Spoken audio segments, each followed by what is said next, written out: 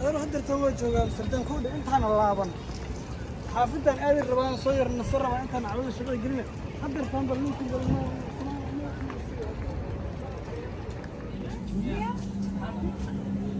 ما صار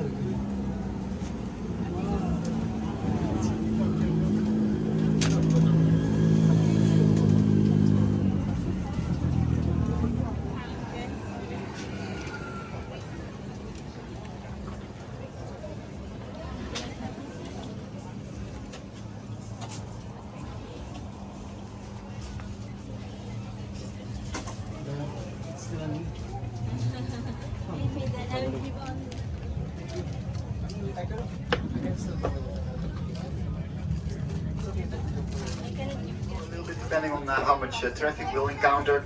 So it's let's say 25 past 5, and I expect to be back here with you around 25 past 6. So just a couple of things about the boat. We have opened up everything that's possibly that we possibly can open. But I need to ask you not to stick anything outside, so no arms, no legs, no children, no that kind of stuff. And because we are going to pass a couple of bridges and they are quite narrow and quite low, so please be careful. Of the Amsterdam school style of architecture. The front of the building is impressively adorned with statues of Neptune, his wife, and 4 figures that represent the points of the compass. The building is decorated inside and out with all kinds of nautical symbols, anchors, ships, and famous Dutch mariners. It's now a 5-star luxury hotel.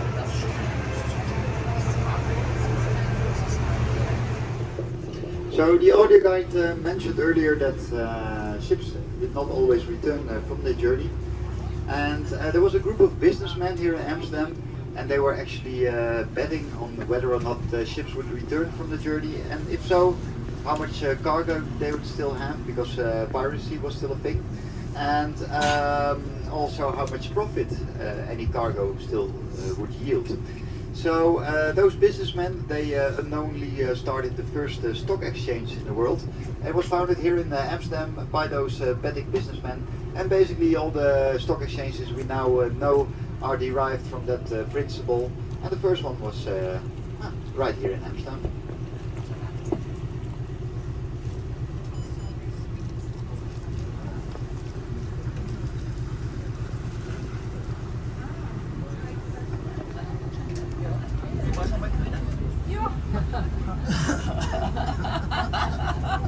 Over mehrmals schon in Ägypten, bei 40 Grad beim Tempel.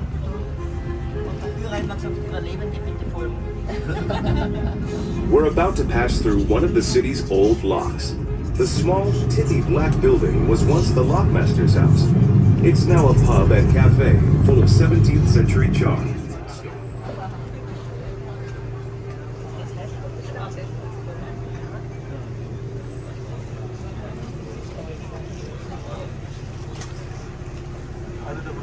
Jewish traders sold their wares here. The market continues to operate and is now known as the largest flea market in the Netherlands.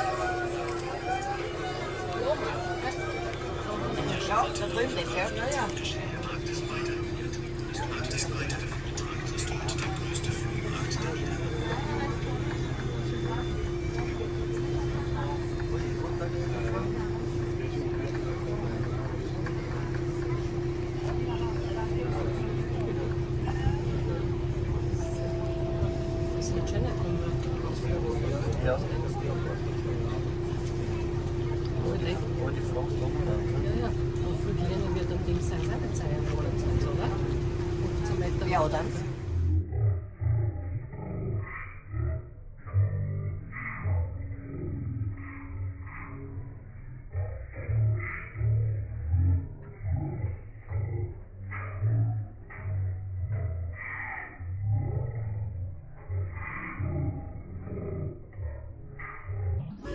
These buildings get their crazy tilt.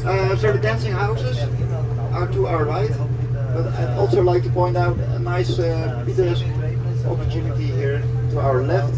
You will see a bridge with a nice tower in the background.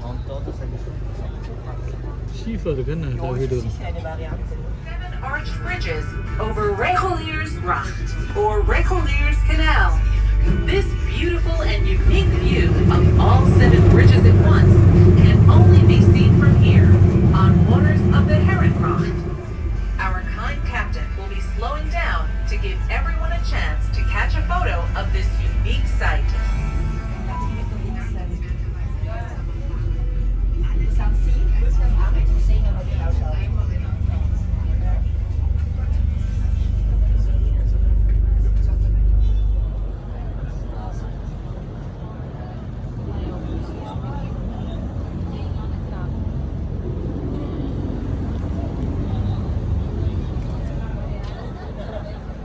The 17th century was a stellar time for Amsterdam. From politics and the economy to arts and science, everything flourished. And the city was now the most important trade center in Europe. There are many reasons for Amsterdam's astounding success. It had the largest and most progressive shipbuilding industry in Europe. Dutch traders sailed farther than anyone else to newly discovered lands in the Far East and to North and South America adjacent lots and building a double house.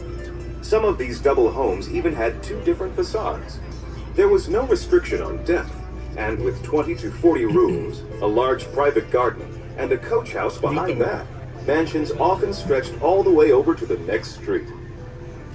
Were now floors, high ceilings, and chandeliers. Mirrors were strategically positioned to create an illusion of even more space. And single-lot houses would often have a fake door on the side of the entryway to make them appear bigger than they were. Rooms were richly decorated with painted wallpaper, oil paintings, fine sculptures, and exotics such as Turkish rugs and Persian silks.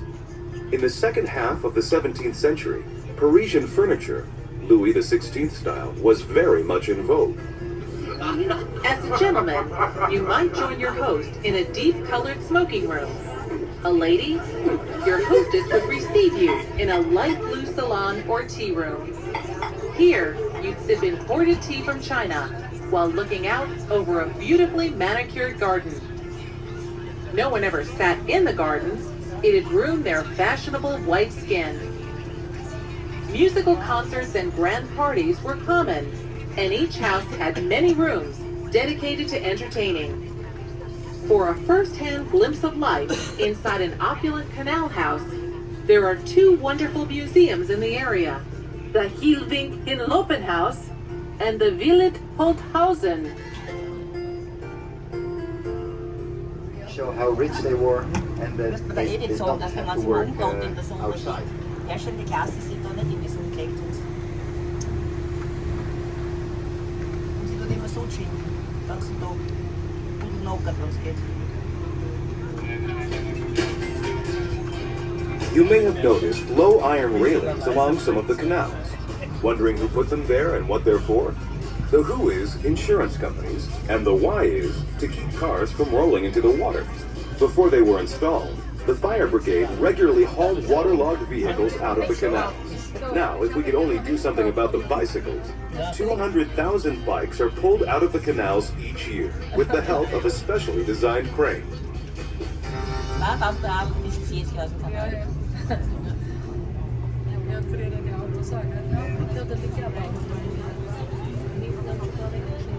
So if your car ends up in the water, there's no way to sue the local government if they hadn't placed any Series of steps.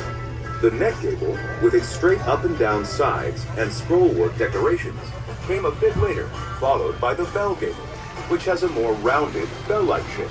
By the 18th century, the cornice, a flat-top gable, was most popular. There's one thing that all gables have in common, the hoisting beam.